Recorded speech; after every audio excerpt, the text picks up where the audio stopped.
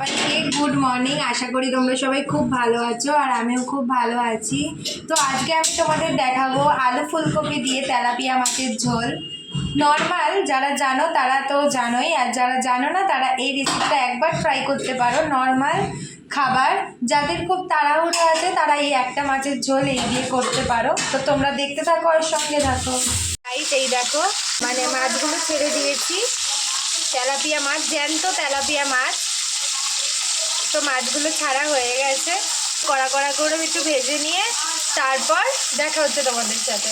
দেখো আর কিছু মাছ ভাজা হয়ে গেছে, এই দেখো আর কিছু মাছ ভাজা হচ্ছে। তো ভাজা হয়ে যাওয়ার পর তোমাদের সাথে দেখা হচ্ছে। মাছ ভাজা হয়ে গেলে তারপরে ওই তেলেই ফুলকপিটা দিয়ে নাড়াচাড়া করে নিয়ে তারপরে আমরা তুলে দেব। এগুলো দেখতেই পাচ্ছ লাল লাল করে ভাজা হয়ে গেছে। এবার ওর মধ্যে পাঁচফোড়ন দিয়ে আমরা আলুগুলো ছেড়ে দেব। তো এখানে আমি আলুগুলো ছেড়ে দিচ্ছি, তারপরে একটু নাড়াচাড়া করব। তারপরে আলুগুলো যখন লাল লাল ভাজা হয়ে যাবে তারপরে এখন আলুগুলো একটু ভাজা ভাজা হয়ে গেছে, দেখতে পাচ্ছ।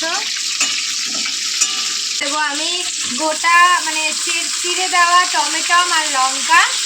তারপর এখানে আমি আদা কুচি দিয়ে দিলাম, আদাটাকে একটু গোছে দিয়ে দিলাম।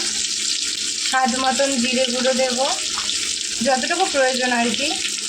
তারপরে দেবো হচ্ছে ধনে গুঁড়ো, স্বাদ মতন ধনে গুঁড়ো। তারপরে লঙ্কার গুঁড়ো কাশ্মীরি, যাতে একটু রঙটা আসে, আর সামান্য একটু হলুদ গুঁড়ো দেবো। ব্যাস, দিয়ে একটু নাড়াচাড়া করবো যাতে মশলার সাথে আলু আর ফুলকপিটা মিশে যায়। তারপর মশলা থেকে যদি তেল ছেড়ে দেয় তখন আমি একটু জল দিয়ে দেবো।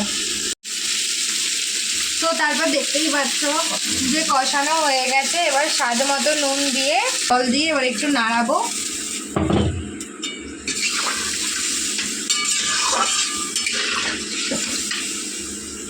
জলটা দিয়ে যখন ফুটবে তখন মাছগুলো দিয়ে দেব। আমি মাছগুলো ছাড়বো, এই যে জল ফুটতে আরম্ভ করে দিয়েছে। তো যেহেতু ফোটা স্টার্ট হয়ে গেছে, এবার মাছগুলো আমি একে একে ছেড়ে দেবো। এবার মাছগুলো ছেড়ে দিলাম।